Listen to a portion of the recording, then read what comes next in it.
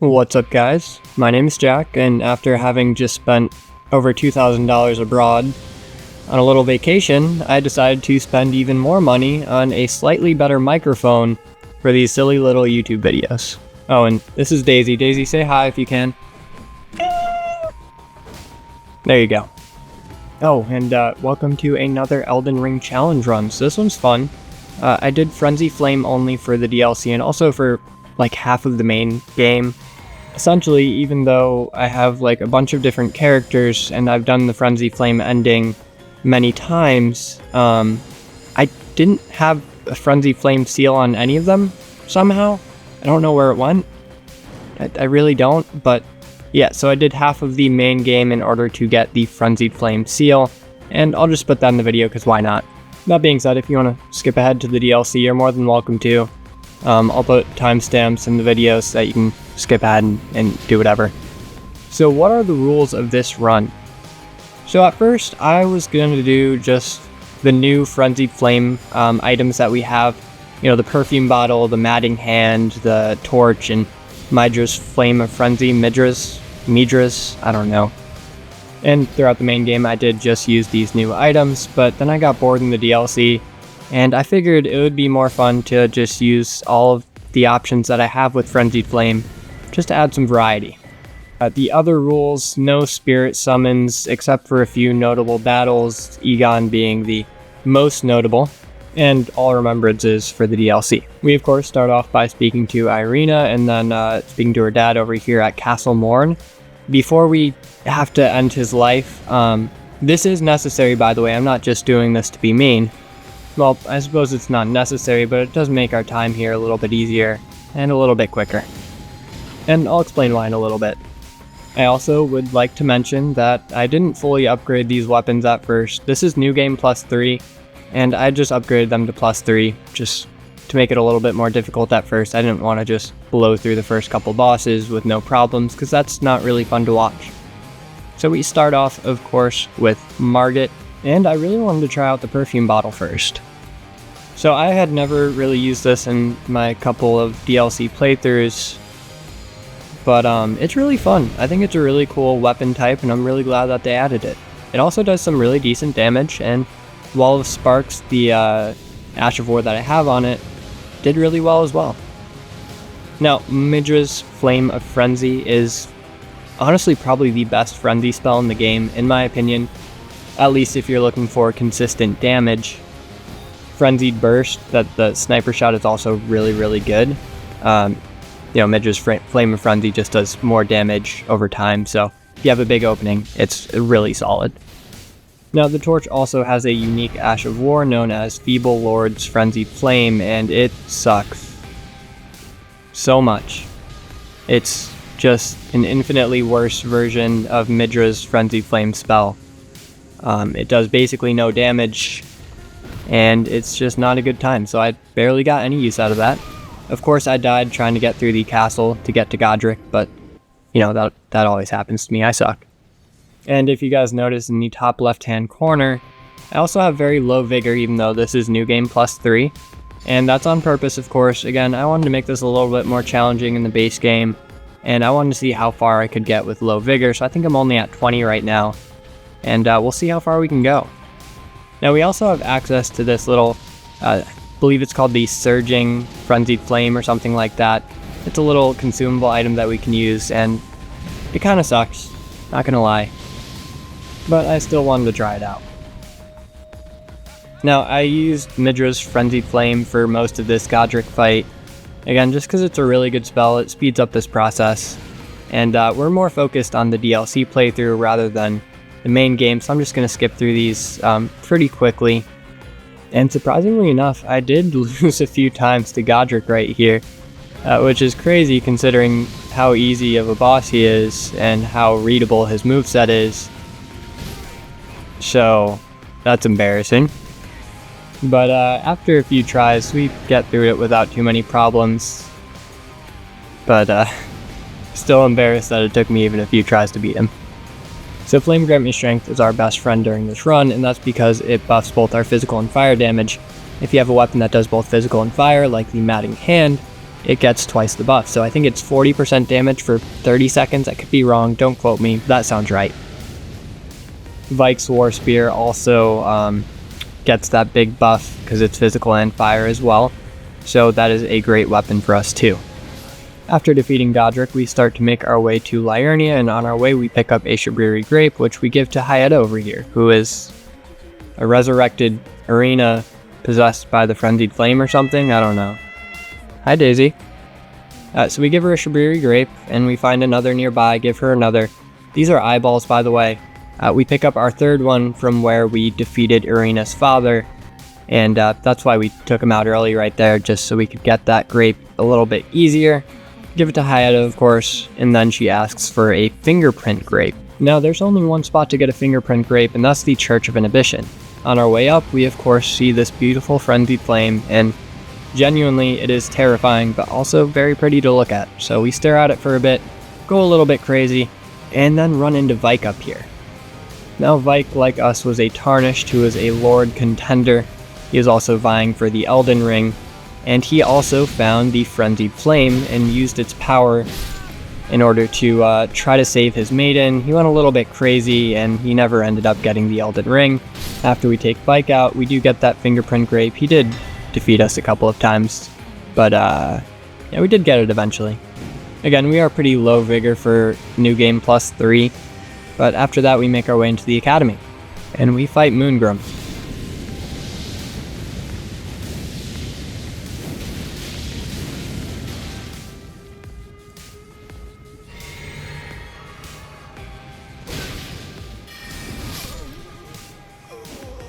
And that's usually how my fight with him goes. He's kind of a dick. So we end up defeating him with trickery rather than with brute force. And he falls down this elevator shaft, which I find to be quite funny. But of course, we are just making our way to Rennala, and I used the Matting Hand for this one just to show you guys that it is actually pretty powerful. Again, it's only at +3, and it still manages to get the one phase on Rennala right here. And much like Godric, due to my low vigor, I did die a couple times in phase 2, but it didn't take us too long to get a winning run. Frenzied Flame in the main game is actually quite powerful. A lot of the bosses are weak to fire damage, and, you know, of course, except for the Fire Giant, but a lot of bosses are either weak or not resistant to fire damage, so it does quite well in the main game. I've done a Frenzied Flame playthrough before, not for a video or anything, just for fun. And I was genuinely surprised by how powerful it could be. There are plenty of ways to buff it. Again, fire damage is one of the easiest damage types to buff, so really great stuff overall. That being said, in the DLC, there are a lot of bosses weak to fire too, but there are also some bosses, like Radahn, who are heavily resistant to fire damage. And spoilers, Radahn took me many hours and hundreds of deaths. You guys will see that a little bit later, and I feel really bad about how I ended up taking him down, but it is what it is, and I'd rather have a video out than no video, especially after dying so many times. I tried Midra's Flame of Frenzy against the Draconic Tree Sentinel here, and it actually did pretty well. It took out about 1/4 of his health pretty easily, and I managed to get him down to half before he one-shot me. Now, I really just wanted to see how well it would do, and I just did the cheese against him, because why not? You know? I'm very much rushing to get this done, because obviously I am very late on posting this. I missed my video for last week just because, again, I just got back from a big vacation, but it saddens me to have fallen behind schedule. Now, Radahn is quite easy in the main game. I love his moveset in the main game.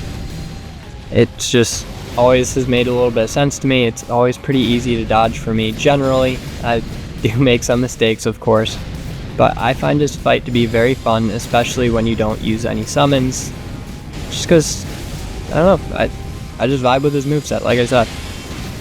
And for this one, I do use the Perfume Bottle. Again, just to add some variety. It's not any better than the Matting Hand for this fight, but it does add some extra fun. I really like the moveset of it. It's a really cool weapon. And our next fight, I'm not going to spoil anything, but we do use the one weapon that we haven't gotten too much use out of so far. It's the torch. You guys could have guessed that. But that won't be for a little while. So I try to make my way to the sewer because I forgot that we need to defeat Morgott first in order to enter the Frenzied Flame ending part of this. So, yeah. And by the way, I hate this place with such passion. It is my least favorite place in all of Elden Ring by far, and I wish it didn't exist. The enemies that they have in here, the imps like this frickin' dude, and the lobsters down there, and the omens, oh my god, I hate them so much. Their movesets are so frustrating, they do so much damage. The lobsters can snipe you, the imps won't stop chasing you. It's also a freaking labyrinth, so it's really easy to get lost, and I spent like 40 minutes trying to find my way through this place. Even though I've been down here many times before to do various endings or looking for the hidden bosses down here or all the items and stuff, I still get lost every single time, and I still die every single time that I'm down here many times. I hate it so much. So much. But eventually we did make our way down here to where we needed to get to, and we begin the sewer Moog fight. Now normally this is a completely optional boss fight, not even a remembrance boss, but since we're doing the Frenzied Flame ending, we do need to take him down. And I go for the Matting Hand against him because he is heavily resistant to fire damage, and this does physical damage as well, so it's really our best option. Of course, I died almost instantly on my first attempt, but after a couple attempts, I remembered that Moog's Shackle is a thing that I can use, and that made this fight basically free. Especially when we stagger him and get the riposte right here. Easy stuff. I didn't show it on screen either, but I also grabbed Radahn's Great Rune, which gives us some extra vigor, mind, and stamina. A really good Great Rune, especially if you're already a pretty high level, so you don't need to use Godric's Great Rune. So to beat him, even though we weren't doing good damage, I just used Moog's Shackle a couple times to incapacitate him before doing really good stance damage with the heavy attacks with this weapon and getting some ripostes, and it was overall a pretty quick fight. Now again, after this is when I realized that we need to go and defeat Morgott before we can actually enter the Frenzied Flame part of this. So, that's annoying, but now we use the torch finally. And I actually quite like the moveset of it. It's a very quick weapon to attack with, and it doesn't take much stamina to get off each attack. The heavy attacks actually do quite a bit of stance damage, though they do take a little while to charge up. And after a couple minutes, and I think this is only our second attempt, we do manage to take down Godfrey, Golden Godfrey, one of my favorite boss fights. Again, he has a very good moveset, just like Radahn, where it's really easy to learn, and it's very satisfying once you actually dodge well and dance around him. Now, I did not do that in this fight because I'm a bit rusty, and I'm also not very good at this game, but regardless, it is a very fun moveset once you learn it.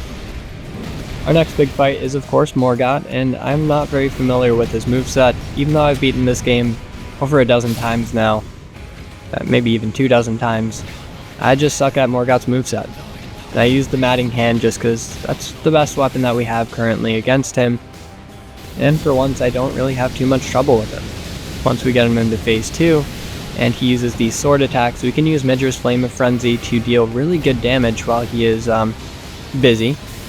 And I'm able to finish him off pretty quickly with some final hits from Midra's Flame of Frenzy. I'm very lucky I took him out when I did, because if I didn't, the madness plus whatever attack he was about to use would have definitely ended my life. Now finally we can go down into the sewers again and make our way down this jumping puzzle, which I actually managed to get first try, so that's fun. I pick up the fingerprint shield and inescapable frenzy because I hadn't grabbed that on this character quite yet.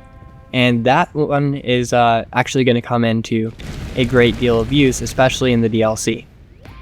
Inescapable Frenzy is probably my favorite Frenzied Flame item, weapon, spell in the game. It's so satisfying when it works. Though when it doesn't work, it sucks. How do you guys feel about this new mic, by the way? Like, how's the audio quality?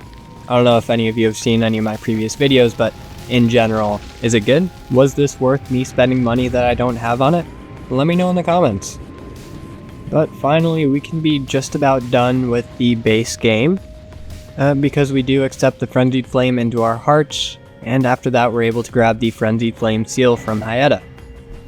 Now it's certainly not the best seal in the game, it doesn't have the highest incantation scaling, but it does give us a nice little buff to all of our Frenzied Flame spells, and that's quite nice. And I'm just going to be using it just to be more, what's the word, on brand for this run. Is that a good way to describe it? Maybe. Of course, my first attempt didn't go too well, especially because he also heavily resists fire damage. So, yeah, not looking good. Look at how much he heals there. He's at about half health, and yeah, he heals about 25% of his health.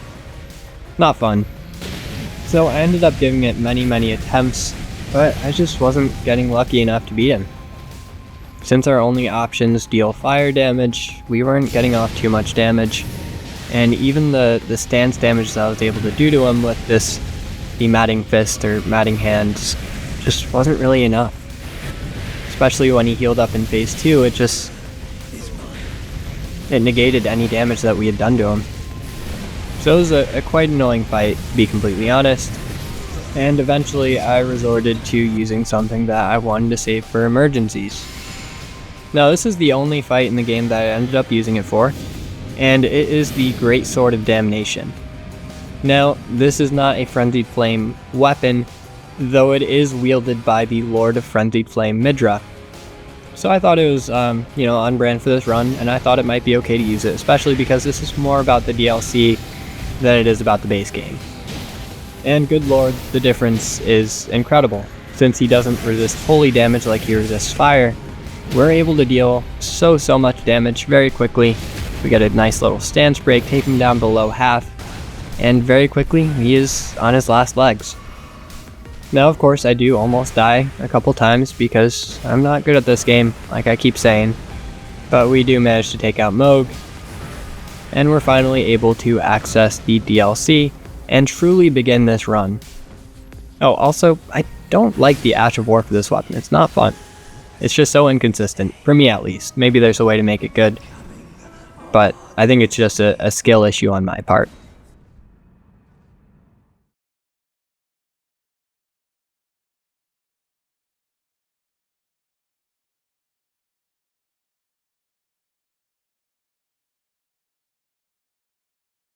So now that we've entered the DLC, I am going to try to do low vigor for as long as I possibly can, though that doesn't end up being too long considering how much more difficult the DLC is than the base game. Now I am also doing all remembrances, so we'll have quite a few challenges to overcome. Our biggest challenges are our top two. Definitely Radahn. Again, he heavily resists fire damage in the DLC, and probably Midra to be honest, because he is the Lord of Frenzied Flame, so it seems likely that our Frenzied Flame items won't be doing too much damage to him. Now the first boss on my list is the Divine Beast Dancing Lion. And this is a pretty fun boss fight. I like its moveset. It's probably one of my favorite boss fights in the game. And it also takes a good deal of damage from fire damage, so we're looking good for this boss fight. I end up going for the perfume bottle because we haven't used that in a little while, and I'm honestly looking forward to seeing how this goes.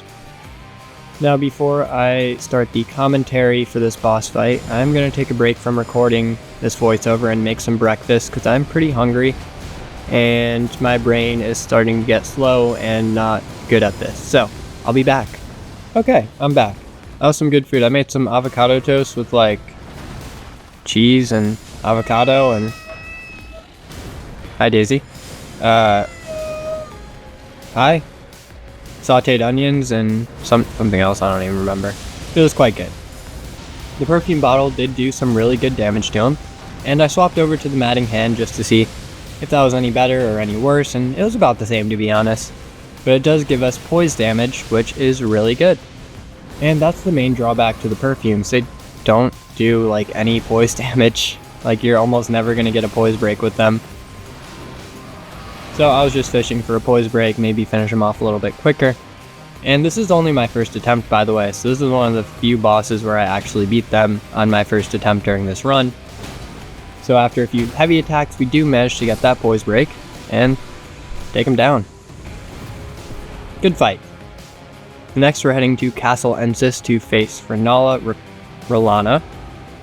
So I just tried to run through all the enemies here just so I wouldn't get stuck on this Carrion Knight dude and the wizards and all the knights down there. There's a lot of them. It's just easier to run past them if you can. Now Rallana was not nearly as easy as the Divine Beast Dancing Lion.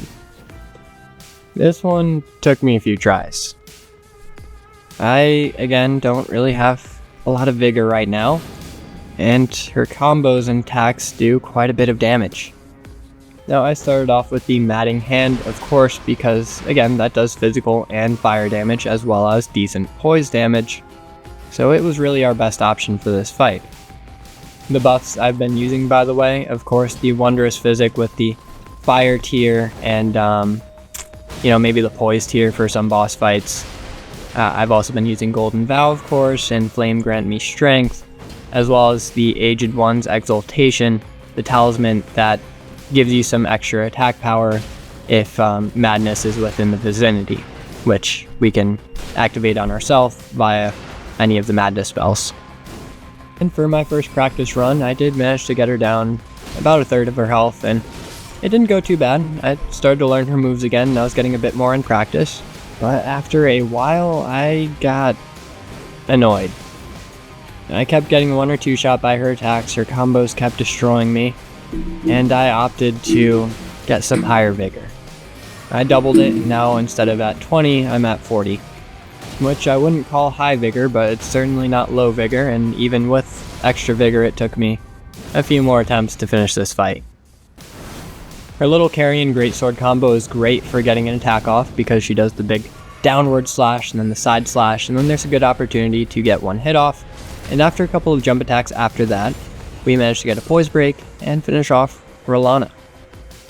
The higher vigor was definitely necessary, and this is when I decided to take a break from the DLC and go and farm some Albinaurics for their dumb little black dumpling head. Now, if you notice, this clip is quite literally an hour later after the Rallana fight, and I had gone straight from Rallana to this area to farm the Black Dumpling. Now, this is in Lanedale. You can get there through the Avenue Balcony site of Grace, and there's like 5 Albinaurics that you can farm. 6, actually, yeah. And they all have a very low chance to drop their helmet, and what their helmet does is whenever Madness is in the vicinity, it gives us a 10% damage buff to our everything. Now, it quite literally took us 2 hours of farming to get the Black Dumpling, just for an extra 10% damage, which we really didn't need, but since I'm a bit of a perfectionist when it comes to builds, thanks Destiny, I needed to get it, otherwise, I don't know. And after that, I spent way too long fighting and dying to the Golden Hippopotamus, and I don't love this boss fight. I really don't. I think the enemies and the bosses that make me the most upset in this game are the ones with jerky movesets, like the little imps, or the Golden Hippopotamus, or Commander Gaius, which you'll see soon is... He's annoying. So I actually tried for quite a while to take out the Golden Hippopotamus, and the winning strategy was using Midra's Flame of Frenzy after a number of buffs to take out most of his health, and then if we can just get a poise break after that, which isn't too difficult, we should be able to finish him off. Of course, this strategy is very RNG based, and it took quite a few attempts for me to figure out that this was the way. I tried using basically all the different weapons and all the different strategies, but this is the one that I found to be the most consistent for taking this guy down. I will say though, again, Midra's Flame of Frenzy, great spell, especially for bigger bosses that have large hitboxes that can get hit many times by it. And it just does a wonderful amount of damage. It's solid. Eventually I did get that poise break that we were looking for with Midra's Flame of Frenzy, and took him out with a few more hits. I needed to decompress after that boss fight, so I decided to get some chores done, which involved me making fresh pasta sauce and fresh bread. And I just like to have these throughout the week because fresh food is always good. Cut up some onions, some garlic, and some carrots. Yes, carrots for pasta sauce. It adds some natural sweetness to the sauce, and we're just going to saute those up for a bit. And while those are cooking, we are going to make some fresh bread as well. So I have some sourdough starter, I use some bread flour to start to make the dough, mix it all around, and got it into a doughy shape. Put it in this little bread bowl that a friend got for me, and we have to let it rise for a bit. We shake up the onions and carrots and garlic a little bit, and then we use this food processor thingy, immersion blender, that's the word, to blend up the carrots and onions and garlic with our sauce. And again, that just adds a bit of natural sweetness and flavor to it. I also picked some fresh basil to add to the sauce, and after having kneaded and risen the bread, the next day I baked it, and it came out and it was pretty good. Not the best bread I've ever made, but also certainly not the worst. Now after that, it was indeed time to get back to Elden Ring and to continue this challenge. Oh, and if you guys noticed how small my kitchen and apartment was in that little video, just so you know, it's 263 square feet, and I pay over $1,350 a month for this spot. It's a studio, it has a bathroom, not even a bedroom of course, and the smallest sink I've ever seen in my life. Next up is Mesmer, and while he may not be the most difficult boss in the game, I was really worried about him because, well, he's a fire guy, so it would make sense that he heavily resists any fire damage that we might do to him. And yeah, if you look up Mesmer's stats on Extra Life, he does heavily resist fire damage, which is our main source of damage of course, so yeah, not looking great. We did make it through the castle and we got to Mesmer, and I buffed up and I got my madness. I used my new black dumpling hat and everything to try to get as much damage as possible. And it was also at this point that I decided I wanted to allow the use of all of the other Frenzied Flame spells and items, well, you know, Vike's War Spear and all the other spells, just because it would make this a bit more interesting. I start off with our MVP weapon of the run, the Matting Hand, and, well, I mean, you guys know why. It does physical and fire damage, it has good poise damage, it's a solid weapon. And we actually do more damage to Mesmer than I thought we would. It's not good damage, but I thought it'd be nothing. But don't get me wrong though, this fight still took quite a while and I died many times, especially in phase 2.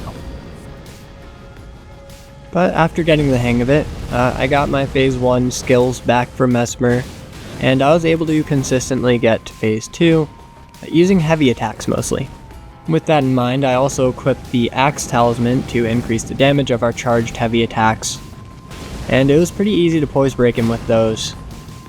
And since they're so quick, it was very consistent to hit him in between all of his combos. Again, I am just very impressed with the Matting Hand. I didn't think much of it when it first dropped. I was like, oh, another fist weapon. Cool, I'm never gonna use that. And then I used it, and it's pretty good. It's alright. Oh, and the Ash of War is not good against any bosses or anything, but it is quite good against any NPC invaders, because it inflicts a lot of madness buildup. That's its whole thing. Before too long, we're able to get Mesmer down to half and into his second phase, and this is where it gets interesting. He has one attack in his second phase that I really suck at dodging. That's where he just summons like 4 or 5 snakes at once that come and attack you over and over again. I just don't know the right time to dodge, so I just scramble and try to do the best I can. Thankfully, I did get a really nice poise break at the start of phase 2, which allowed us to take out a lot of his health. It was perfect. That was the perfect start. Yeah, that attack right there. I suck at that. Thankfully, I managed to survive that time, and heal up before Mesmer can finish me off. I think if we hit him one more time, we get the poise break, and finish him off with a thorough anal probing. that's Mesmer down, and while it was a difficult boss fight, it wasn't nearly as bad as I thought it was going to be, which was pleasant. Next, I tried to go to the, what's it called? Putrescent Knight, but I ended up going the wrong way, and I found my way to the Abyssal Woods instead, which I guess we have to do this boss fight at some point. I might just be making this up, but I think they actually nerfed this guy recently. Like in the, maybe not the last patch, but the patch before the last one. I might have dreamt that. I can't think of what they would have done to nerf him, honestly. Regardless though, this fight is pretty easy, especially with such a fast weapon like our perfume bottle, and we're able to take him down without any issue.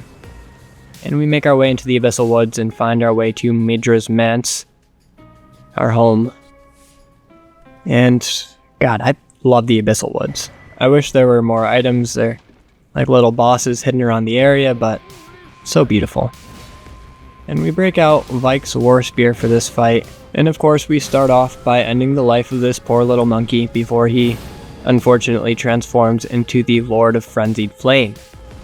Oh yeah, I forgot to mention, after the Golden Hippopotamus, I increased my vigor again. I'm sure you guys noticed that, but I just forgot to mention it. And even though our vigor is pretty high, this isn't the last time we're going to be increasing it. Though it will be a while until we do it once more. Now Midra's boss fight is actually quite fun, for a number of reasons. One, he doesn't have too much poise, so it's pretty easy to poise break him. With Vike's War Spear, it only takes 4 jump attacks to poise break him, which is pretty easy to get off. And much like Mesmer and the Divine Beast Dancing Lion and R'hllana, this is my favorite boss fight in the game. The atmosphere of the boss fight, his Flame of Frenzy, Sauron head, his frickin' cool Great Sword of Damnation, his attacks, everything about it is so aesthetic, and they did a great job. And just the way he floats around, it's very ethereal. It's solid. We do get another poise break, and we managed to take him down to about maybe a 5th health. At this point, I'm also just fishing for one more poise break, because that should be enough to finish him off. And I kind of just go balls deep in on jump attacks, do get the poise break, regen some stamina, and hit him. It didn't take him out, so we use one more charged heavy, and that's Midra. That shows him who the real Lord of Frenzied Flame is. It's us! I've managed to actually go the right way to the Cerulean coast, and we're headed towards the Putrescent Knight. And I'm always just breathless when I get here. It's so beautiful. The environmental design in the DLC is on another level. Though some places are a bit empty and lacking of bosses or special items, which a lot of people have been complaining about, but other than that, it's amazing. Now we get to my second least favorite traversal section in the game, besides the subterranean shunning grounds, and that is this little section right here with all the snipers and stupid worms that attack you from every angle. Ugh. I hate it. But it only took 2 attempts to get past them this time, thankfully. Last time it took me like 15, so it wasn't too bad. We make our way down to the Putrescent Knight, and I have a couple ideas for this fight, my main one being using Frenzied Burst throughout the entire fight, because we haven't used that yet. And yeah, with the right buffs, this is a great attack. It's a great spell, it does so much damage, and it hits from such a long distance. It might be the most long-range spell, well, most long-range incantation at least. At first, I despised this boss fight. My first playthrough, I just cheesed everything essentially. I would just use the most powerful items and stuff to blow through the bosses. I didn't bother to learn their movesets or anything. So this guy with his erratic attacks, and when this horse and him attack at the same time, I just didn't understand it, and it caused me to get very frustrated and die many times. But now that I've actually given it a few tries, and now that I know what to expect, it's definitely my favorite boss fight in the game. It also helps that he doesn't have too much health, so it feels good and satisfying when you hit him with attacks, which is pretty important. Now, before I got a good run with the Frenzied Burst, I was trying to beat him with just the torch, but that didn't work too well. He had a little bit too much health for that. But I did try very hard, I promise. But we take him out just using the Frenzied Burst, and it went really well. It went really well, yeah. Oh, next up, this is a fun one too. So we head to the church district of the Shadow Keep, and we try to make our way down below the water level to get to the sunflower bosses. And I'm not even joking here, those are my favorite bosses in the game. Just purely based on the design aspect. Fighting a giant sunflower, like, come on, that's so cool. Getting there can be a bit of a chore sometimes, but once you know where you're going, it's not too bad. Though I do always manage to get lost in the Shadow Keep. You know, trying to get to Commander Gaius and the ancient ruins of Rao somehow, even though that's only like one door away. I always forget the way. We make our way through the flooded district and down into the caverns below, and we find this big bridge, and it reminds me of something. This could be a good reference.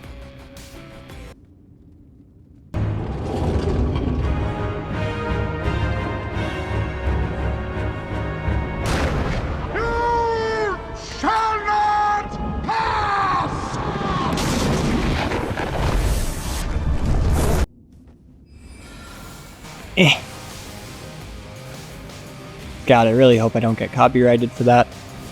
Yeah, I mean, it's not super similar, but it reminded me of that for some reason. So I got down here, and my first thought was to one-shot it with Frenzied Burst, because I know how much damage they take from fire and how big their crit is. And my first attempt was pretty close, but I knew I would have to play around with my buffs a little bit more if I wanted to make this work. So I ended up doing a couple of things. I essentially put the Fire Scorpion Charm on to get some extra fire damage. I also had the, what's it called? Yeah, the Aged One's Exaltation on, but then I swapped over to the Ritual Sword Talisman just to get the extra damage from having max health and also the extra madness damage.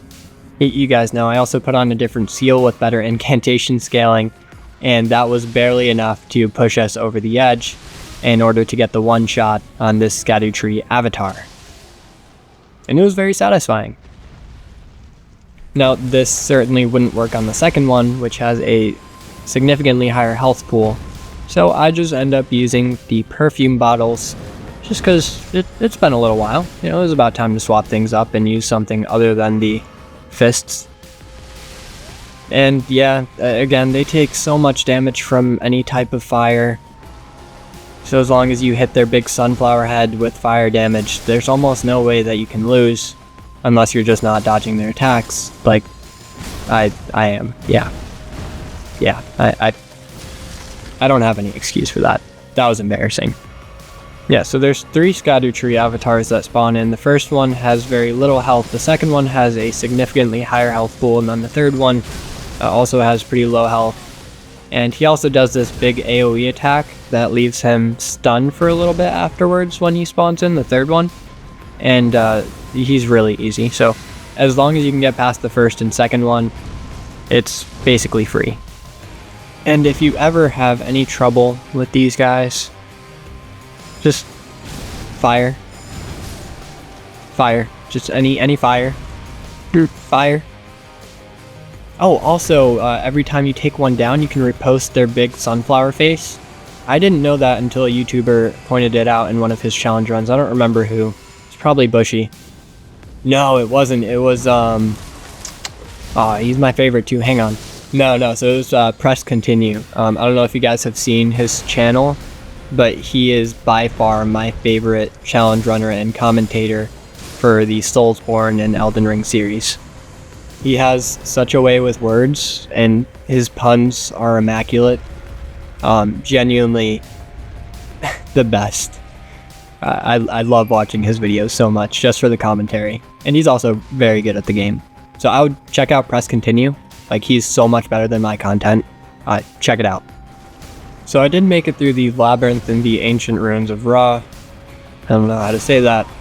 And I always get lost there as well. So I was just running through trying to find my way. And I had an idea when I got to Ramana. I immediately died, of course, at first. And then I decided I wanted to do something fun. So I made my way back to the Abyssal Woods and tried to run away from this scary dude.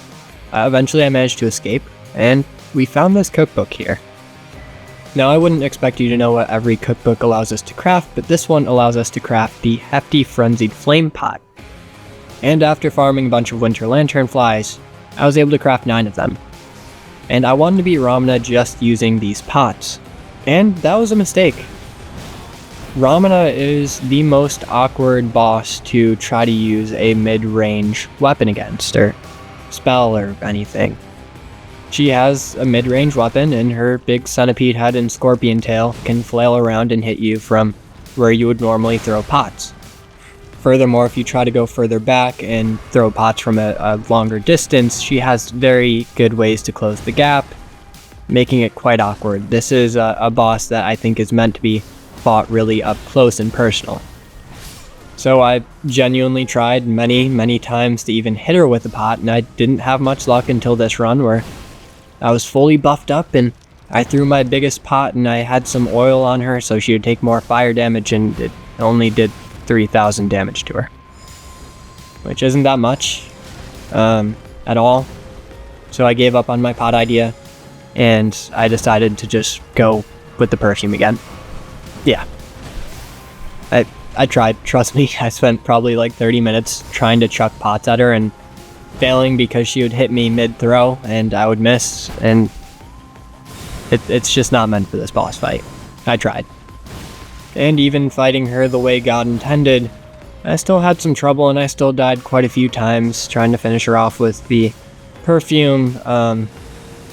Yeah, I don't know. I usually, in my other runs, like every single other DLC run I've done so far, Ramana has been incredibly easy for me. This one just not so much, and I don't know why. I'm not doing too many different things, I don't think. But I did manage to eventually finish her off with the Rolling Sparks Astrivore that I had picked up earlier in the run. And yeah, we're done with that. We only have a few bosses left. Not counting this run, I would say that Ramana is probably my favorite boss fight in the game. I just love how pretty she is and all the cute little butterflies and her moveset. Next up though, we make our way to Gaius. I got lost on my way to Gaius because I just suck with the Shadow Keep. I always get lost in there. You go through the church district and then up an elevator, then outside the walls, and yeah. But we did get to Gaius. I buffed up as much as I possibly could and prepared myself for what should be a relatively easy fight. I've been using Midra's Flame of Frenzy and Howl of Shabriri to inflict madness upon myself and get some extra damage from my helmet and my talisman. Of course, as well as Flame Grant Me Strength and Golden Vow and whatever's in my Wondrous Physic at the time. And my idea for this boss fight was to just use Frenzied Burst and stay on Torrent the whole time. This is my least favorite boss fight in the game. Radahn probably took me 10 times as long to beat in this run. But I still hate Gaius 10 times as much. He's mean, and I don't like him. Like I said when I was facing the hippopotamus, Gaius just has very jerky and erratic attacks, and it's just hard for me to get used to. I suck at dodging his stupid charge attack too. I just can't consistently dodge, and then he's very good at closing the distance, so if I try to get away and hit him with a frenzied burst, he'll do that charge attack where I can't really hit him or anything, and it's annoying. It's annoying. So yeah, on my first attempt, of course, I died, and then my second attempt, I died, and then my third attempt, I also died, and my fourth attempt, I died. Fifth attempt, I also died. I stopped counting after that. But eventually, we went back to Old Faithful, the Matting Hand, and tried to go for some poise breaks on him. Jump attacks were a good way to hit him, and I could use Torrent to run away from the attacks that I would otherwise have trouble dodging. The Matting Hand ended up doing significantly more damage than most of my other weapons, and it was more consistent to hit him with that than Frenzied Burst, so it's what I ended up using after a long slew of attempts. So I think at this point I was also just like really tired, and it was getting late. It was the day after I had gotten back from 30 hours of flying back to the United States, so my brain probably wasn't working as well as it should have, so maybe that's the reason why I was so angry at Commander Gaius, but yeah, we did eventually, thankfully, get the win, and we can finally move on. And yeah, I ended up putting on some heftier armor with better damage absorption, just because I was getting so annoyed. Next up is the Mother of Fingers, and in order to do that, we have to ring some bells all over the map. So we start off there, and then we come to this beautiful area. It's so nice. It reminds me of Switzerland. So many flowers. It's so colorful and nice. Ugh, I love it.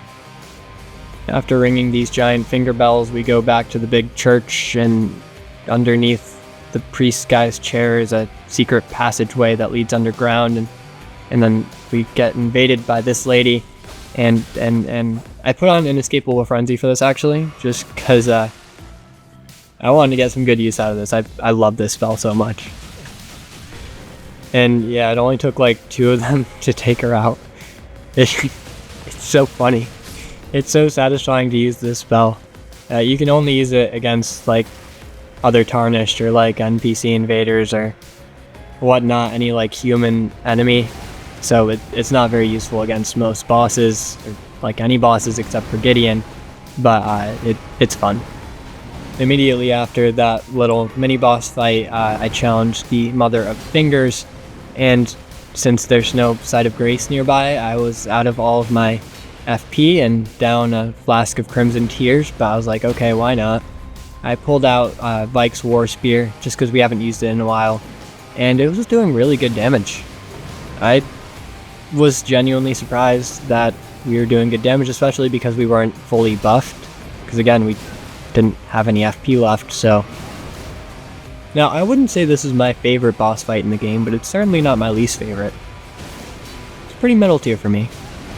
The finger design is very creepy, so I appreciate the creepiness of it, though it genuinely makes me uncomfortable. Like, all the finger creepers and stuff make me uncomfortable, so I don't love that part of it, but that's just me.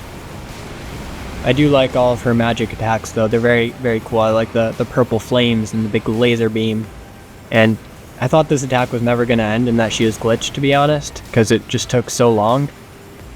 But, yeah, I mean, eventually she did finish, and I was able to start attacking again, getting off a few more jump attacks, and dodging another laser beam. I was fishing for one more stance break because I knew that would be almost enough to finish the job, so I just kept jump attacking her, got the stance break, and I was able to give her one more big splinter, which took her down to 1 hit, and I missed a jump attack, which means we have to wait until we can hit her one more time. I did heal up just in case, you know, you never know. So, full health, one more attack, this will be over. And of course we got it, yeah. First try. So that and the Divine Beast Dancing Lion were both first tries, which was nice. It was very refreshing. After Commander Gaius, we run into Egon on our way to the Jagged Peak and also the Ancient Dragon Man, who, since he is a human enemy, is susceptible to Inescapable Frenzy. So of course, I take advantage of that and try to hit him with it. It does a lot of damage to him, and I love it. It's so good. That's not our last encounter with the Ancient Dragon Man, though, and it's also not the last time he will face our Inescapable Frenzy. Before we enter the arena, I buff up and I put some new lipstick on, and I prepare to give him the best kiss he's ever had in his entire life. And he denies my advances pretty quickly, but little does he know he doesn't have much of a choice. I guess he's still mad about last time. Understandable. Now, after we tank many hits from him and fail to grab him, I do manage to finally get off one Inescapable Frenzy, and while it doesn't do as much damage as it did before, it still does a very respectable amount, and we're able to stun lock him with 3 incantations and take him down. So I guess if you're ever having trouble with Ancient Dragon Man, Inescapable Frenzy's got you. We defeat 2 Jagged Peak Drakes on our way up, and we hear some evil laughter. But that's not quite evil laughter, no, it's just Egon. And he is a warrior true, a fellow Drake warrior, if you will. And we go ahead and talk to him. he gives us his finger and asks us to summon him to fight the dreaded Bale, the dread dragon of Jagged Peak, and one of the coolest boss designs in the game. Easily my favorite boss in the DLC. Now, considering Bale is a dragon, and dragons are known for their fire, I was a bit nervous about this fight.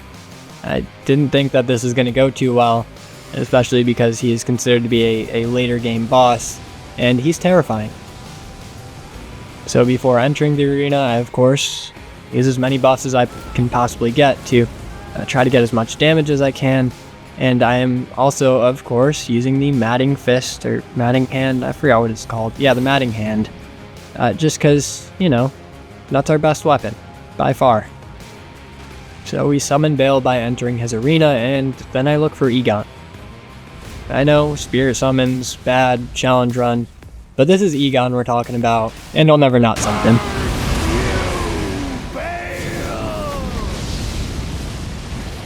I hereby vow you will rue this day. Behold, a true great warrior, and Egon, your fear made flesh. So I also went for Midra's Flame of Frenzy, and that did some really respectable damage against Bale, surprisingly. So that's going to be one of our main forms of attack against Bale during this fight. Solid of scale you might be, foul dragon, but I will riddle with holes your rotten eyes with a hail of harpoons, with every last drop of my being.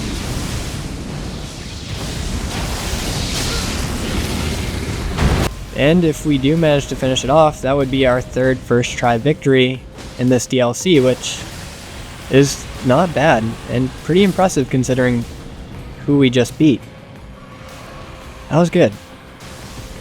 And with that, we actually got enough runes for a single level up. This is our first level up and our only level up through this entire run.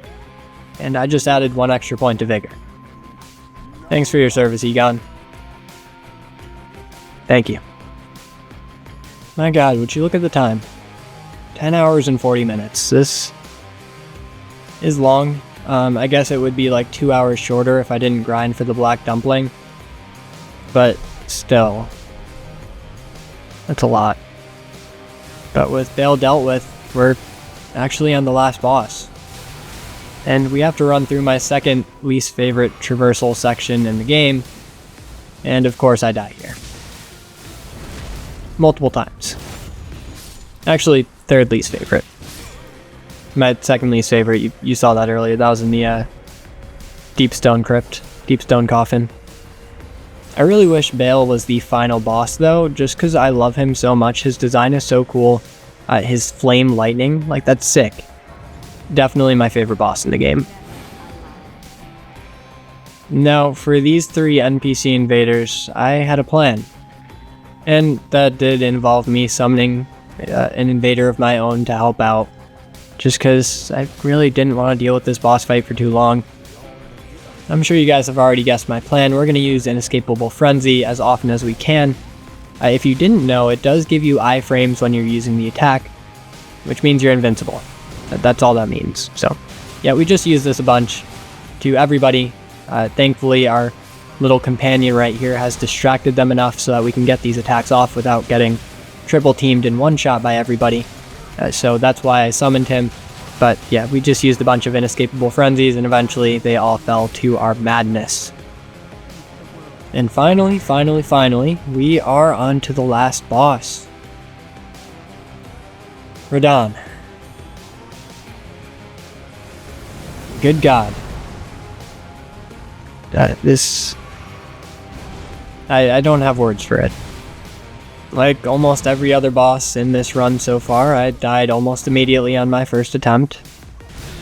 And then proceeded to spend over 6.5 hours dying over and over and over and over and over and over again. Trying every weapon I had and every spell and every strategy I put on heftier armor. I went full defense, full attack, full everything. God, just nothing worked. I tried. I really did. Yeah, I got him really close sometimes. I was able to get through his first phase without too many issues, especially once I switched over to some better armor. And it was just his second phase that was giving me problems. Though I'd still occasionally die to his first phase, don't get me wrong. And this moment right here was the first time I've ever rage quit in my nearly 20 years of playing video games. So, I woke up the next morning, got some breakfast and coffee, and my timer unfortunately reset. That's why it says only 18 minutes. I'd given it a few tries already this morning, and oh man, it was rough. This is actually the first time that this has ever happened to me, though. Even through the 5 hours of attempts from the previous day, I got hit by his grab attack twice.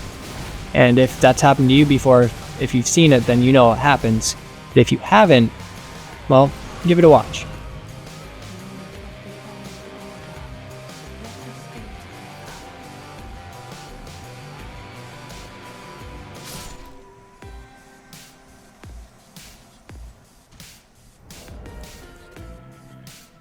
Yeah, so you just instantly die. Which is honestly fair. It's a very easy attack to dodge, so... But I had an idea after that, and that was to get this very special item known as the Blessing of Marika. Now, not only does it completely heal you, but if you're holding it while you summon a Mimic Tier, the Mimic Tier will be able to use that Blessing of Marika itself randomly, and it will be able to completely heal itself. It's one of the only ways to heal a Mimic Tier. So, I resorted to using a Spirit Summon for this fight because after 6.5 hours, I was getting sick of this, and I'd rather have a video out than no video out. And again, I genuinely feel bad about using a summon because that's not usually how these are done, and I wanted to beat it legitimately, but sometimes that's not in the cards. Now, my next video is going to be a Sunflower only run. Of course, we're using the Sunflower Remembrance weapon, and for that one, I promise I will defeat Radahn no matter how long it takes on my own without a Mimic Tier, like I did with the Dragon Communion run. Now right here though, this is sick. So we got the Poise Break right during the phase transition, his big holy damage attack, and since we have iframes when we're reposting, we got to dodge all the damage. And that happened to me a few times. It's really, really satisfying. And yeah. So yeah, I'm gonna stop talking for a bit. Just enjoy watching the Mimic Tier carry me, for without him, I would have never finished this run. So, yeah.